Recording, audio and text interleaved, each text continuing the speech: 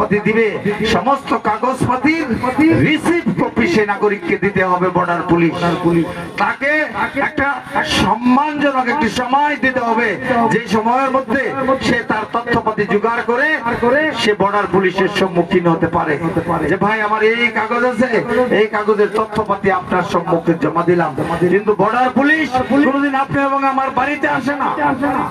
Border police অফিসের মধ্যে বসে সরকারি নির্দেশে যে একটা থানার থেকে তুমি মাসের মধ্যে কমসে কম তুমি 10 জন করে মানুষের নাম তুমি ফরেনার্স ট্রিব্যুনালে পাঠাইতে হবে, এটাকে পিএফটি বলা হয়।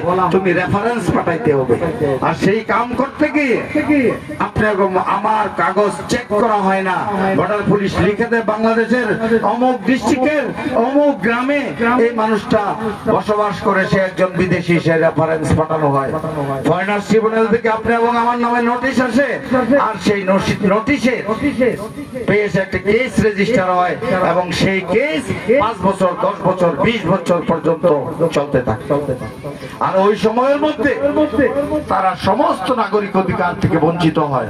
তো সম্মানিত ভাইয়েরা, সেই এনআরসির মডেলিটিতে এই কথা লেখা হয়েছিল, যারা ডি ভোটার, যারা ডিক্লেয়ার ফরেনার, যারা পিএফটি, তারা সতী সন্ততি সহ এনআরসি ভেরিফিকেশন প্রসেস, এনআরসি যে পরীক্ষণ করা হবে, এনআরসির কাগজপাতি যে পরীক্ষা করা হবে, সেই পরীক্ষার প্রসেসের মধ্যে এই 3 ক্যাটাগরির লোক, তাদের সতী সন্ততি সহ তাদেরকে বাইরে রাখা হবে। মূলত এই প্রক্রিয়ার মাধ্যমে, এই মডেলিটির মাধ্যমে প্রায় 20 লক্ষ মানুষকে এনআরসির বাইরে রাখা হয়েছে এনআরসির কাজ শুরু করার আগে। আর এই কাজ কংগ্রেস সরকার করেছেন। যে সময় রকিবুল হোসেন সাহেব সেই ক্যাবিনেটের একজন সদস্য ছিল, আমাদের মরহুম নজরুল ইসলাম সাহেব সেই ক্যাবিনেটের একজন সদস্য ছিল, আমাদের মিনিস্টার নুরুজ্জামান সরকার সাহেব তারা সেই ক্যাবিনেটের একজন সদস্য ছিল।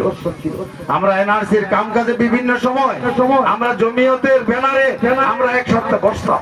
একদিন আমি রকিবুল হোসেনকে আমি জিজ্ঞাসা করলাম যে আপনাদের সরকার থাকাকালীন অবস্থায় এনআরসির এই মডেলিটি তৈরি করা হয়েছে, সেই মডেলিটির মধ্যে আপনারা ডি ভোটার, ডিক্লেয়ার ফরেনার এবং পিএফটি এবং তাদের ছেলে মেয়ে সহ এই 20 লক্ষ মানুষকে আপনারা এনআরসি প্রসেসের বাইরে কৌশলগত রেখেছেন।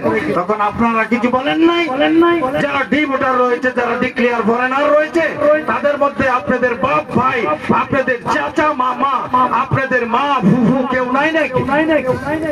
না, আমরা প্রতিবাদ করেছিলাম। কি হলো তারপর? আমি প্রতিবাদ করেছিলাম, হিমন্ত বিশ্ব শর্মা মানলো না। তখন হিমন্ত বিশ্ব শর্মাও কংগ্রেসের মন্ত্রী, উনি বেরিয়ে গেলেন। বলে আপনারা কি করলেন? আমরা আর কি করব?